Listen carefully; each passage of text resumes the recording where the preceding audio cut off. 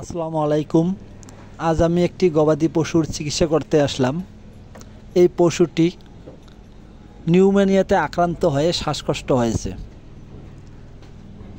Pneumonia যেহেতু শ্বাসতন্ত্রের একটি প্রধান রোগ, অর্থাৎ নিউমোনিয়া কিন্তু আপনার শ্বাসতন্ত্রে অ্যাটাক করে বেশি, এ কারণে শ্বাসকষ্ট হয়।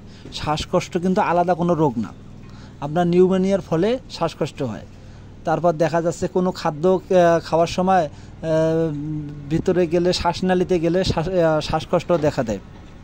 কৃমির কারণেও শ্বাসকষ্ট দেখা দিতে পারে। বাহ্যিক ও রাসায়নিক পদার্থ দ্বারা বিষক্রিয়া আক্রান্ত হলে শ্বাসকষ্ট দেখা দিতে পারে। কয়েকটা লক্ষণ দেখলে আপনারা বুঝতে পারবেন আপনাদের গবাদি পশু নিউমোনিয়াতে আক্রান্ত হয়েছে কিনা।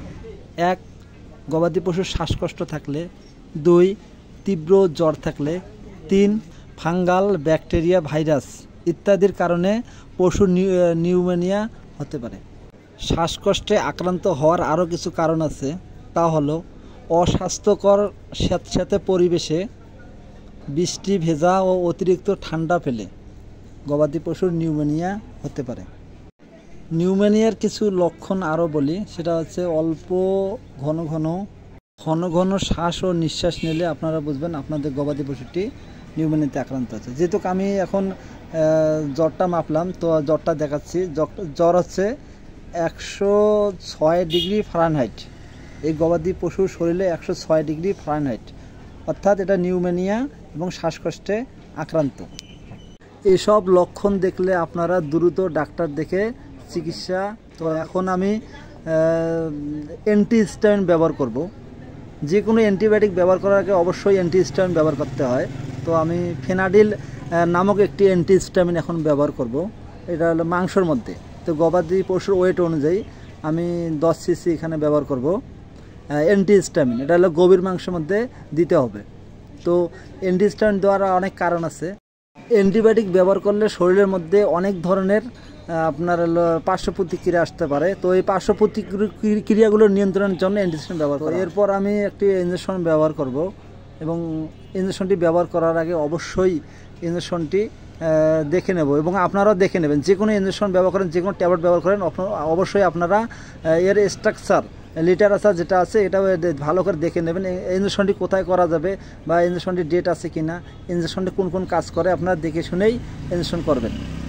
এখন আমি দ্বিতীয় ইঞ্জেকশনটি করব স্ট্রনভেট প্লাস। এই ইঞ্জেকশনটি তীব্র জ্বর কমার জন্য কাজ করে, এবং তাপমাত্রা কম থাকলে তাপমাত্রা বৃদ্ধি করারও কাজ করে, পাশাপাশি শ্বাসকষ্টেরও খুব ভালো কাজ করে। স্ট্রনভেট প্লাসে আছে ডেক্সটামেথাসন সোডিয়াম ফসফেট, বিপি 4 মিলিগ্রাম, এবং পেডনিসোনল সোডিয়াম ফসফেট ইউএসপি আছে 20 মিলিগ্রাম।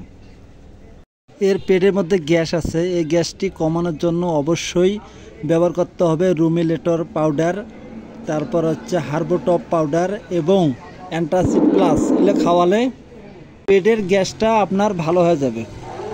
নিউমোনিয়াতে আক্রান্ত হলে শরীরের মধ্যে প্রচুর জ্বর থাকে এবং শরীর প্রচুর গরম হয়। এর জন্য আপনারা মাথার মধ্যে পানি দেবেন এবং পুরো শরীরটা ভিজা তেনা দিয়ে ভালোভাবে একটু ম্যাসাজ করে মোছাবেন। গতকাল আমি পিপারভেট ইঞ্জেকশন করেছিলাম ও ফেনাডিল ইঞ্জেকশন করেছিলাম। এরপর আমি আরেকটি অ্যান্টিবায়োটিক তো অবশ্যই ব্যবহার করতে হবে। তো এই ক্ষেত্রে আমি প্রোনাফেন 40 লাখ, অর্থাৎ কম্বিপেন 40 লাখ ব্যবহার করব। এটা হচ্ছে পেনিসিলিন।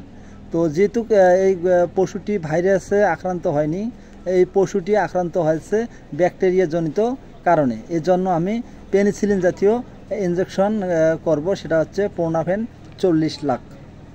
এটি গভীর মাংসে ব্যবহার করব।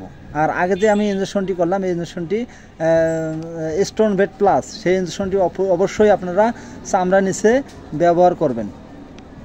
একটি মাঝারি গরুর জন্য 5 থেকে 6 সিসি, অথবা রোগের ধরন অনুযায়ী। যে গবাদি পশুটা আপনারা এখন দেখতে পাচ্ছেন, এটি কিন্তু তীব্র শ্বাসকষ্টে আক্রান্ত না, এটা প্রাথমিক অবস্থায়, তাই আমি চিকিৎসাগুলো প্রাথমিক অবস্থায় দিলাম। তো যদি এটা তীব্র আকার ধারণ করত তাহলে এখানে আমি আরও কিছু ইনজেকশন ব্যবহার করতাম। একমি কোম্পানি, সেটা হচ্ছে তুলাভেট। এই তুলাভেটটি ব্যবহার করলে শ্বাসকষ্টের কিন্তু খুব ভালো, নিউমোনিয়া এবং শ্বাসকষ্টের জন্য খুব ভালো কাজ করে। তো যেহেতু এই পশুটি অতিরিক্ত নিউমোনিয়া আক্রান্ত না, এই জন্য আমি প্রাথমিক চিকিৎসা দিলাম। আর খাওয়ানোর জন্য ডাইলোরেস্ট সিরাপ খাওয়াতে হবে এবং ডাইলোরেস্ট সিরাপের পাশাপাশি খাওয়াতে হবে প্যারাসিটামল কিছু ট্যাবলেট। ধন্যবাদ।